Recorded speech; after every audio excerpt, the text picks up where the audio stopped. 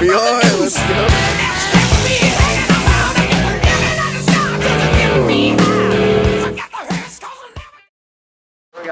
Hey, we're here with another Bronco, and I've spent the last 2 days making AC line.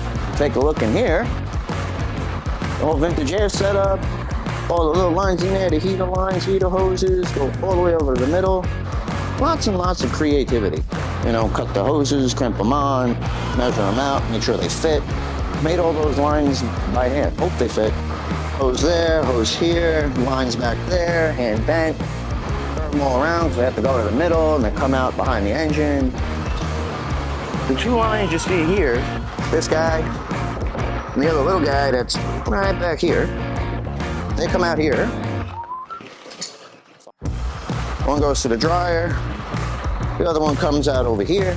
Still need more pieces that we can't put in yet. Put the computer in it. That's right in the middle.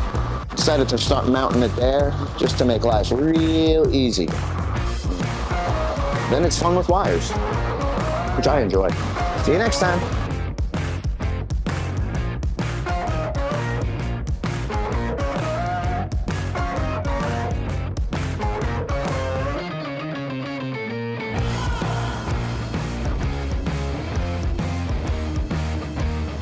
Whenever you change anything in the intake system or anything in the engine, you got to go through, calibrate everything to accept the changes you've made and run the proper fueling. That's what we're trying to do with the mass airflow. We have a cold air style intake, and it changes the way the mass airflow reads the air coming into the engine. So we want to make sure we have the correct amount of fuel for the correct amount of air. Wideband oxygen sensor installed in the exhaust, and then we'll take it from here up. That's where that little dip is. That's what we changed, and the rest we have to change. Hey, how's it going? Today we're working on this Jeep pickup bed. Patched up a lot of rust on this, and we put almost all new quarters on this, and sectioned in some pieces underneath. Bondo it from one end to the other. Make sure there's no wiggles, no wobbles. Block it all down until it's real smooth, and then we will prime it up with a polyester coat, block that down, prime it, sand that down, and get it painted. We're gonna monster line the inside. There's already patches we've done on the inside. We gotta do a little bit of body work in there. Then we're gonna flip this baby over, clean up the bottom, and monster line that too. Salmon for the sanding. We'll do this one. Yeah, but they just pulled the motor out of this. The mechanics just got the engine out for me. This one we glued on the nose. This was a real mess. A real wreck. A lot of fiberglass wire. Glued a new nose on, the new side fenders. Now we're gonna power wash it, start sanding it for paint. We're getting close with it. I gotta power wash the engine bay, get all the grease out of there first, and then we'll start sanding the body. I'm about done with the parts. We'll start with 320, and then we're gonna take it down to 600 wet sand, going over all the fine sand and get ready for paint. That's it. 3 on wet sandpaper. We're using the RM Good Primer.